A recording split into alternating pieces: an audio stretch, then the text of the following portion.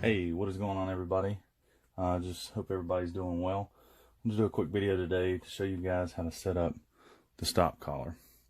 What the stop collar is used for, it's used to prevent scratches on your blade when sharpening. Say that you were sharpening and you slid up onto the side of the blade with the stone carrying the stone. You can get some pretty nasty scratches on the side of your blade. And what to look for to see if that's happening to you is you'll have vertical scratches going down from spine to edge like this that look pretty uniform, and more than likely what's happening is you're sliding that stone carrier up on the side of the blade. The stop collar will completely prevent you from being able to do that. How to set it up is you get an O-ring, and of course you get the stop collar. You'll take the stop collar itself, you'll want to loosen the tension nut up on it. You'll slide it down onto the guide rod here, and you'll want to leave it loose. You'll take your O-ring and you'll slide it down and leave it about halfway or so. The O-ring is used more or less as a depth gauge. That way that you can set up how far that you want to set up the stop collar. That way that you don't have this stone going up on the side of the blade. So set that about halfway, and you'll stick the guide rod through the ball and race like so, and you'll slowly slide it up. And what you want is you want to use as much of that stone as you can. That way you get the full cutting surface of the 4-inch stone, and then also that way your diamond stones wear more evenly, but also you don't want it to go in too far to where you ride up onto that side of that knife. So you'll slowly push it in like so, and you'll just kind of check from heel to tip to make sure that you are good. And right about there is where I'm going to leave it for this knife.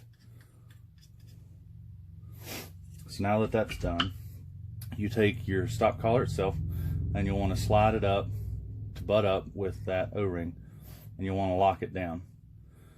The reason for using the stop collar is that this secures that position and locks it down, that way it doesn't move. If you were just using an O-ring, you put a little too much pressure of sliding the guide rod through the ball and race, and you would move it, so it wouldn't really work. That's what that's for. But now that you got it set up and you got everything locked down, when you're sharpening,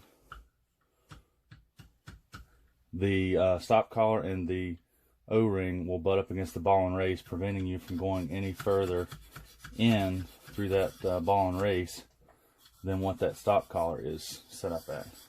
So that way that, as you can see, it's butting up against that. It's not letting me go any further. That way that I cannot slide up onto the side of that blade.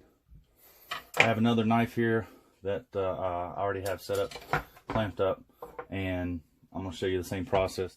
Now that we got this other knife set up, I'm going to show you how to do the same process with setting the stop collar up for this one as well. So, of course, you want to make sure that your stop collar is loose, which it is. And you'll slide that O-ring back up, about midways or so. You'll stick the guide rod through the ball and race, just like we did on the last one, and slowly slide it up through, just like so.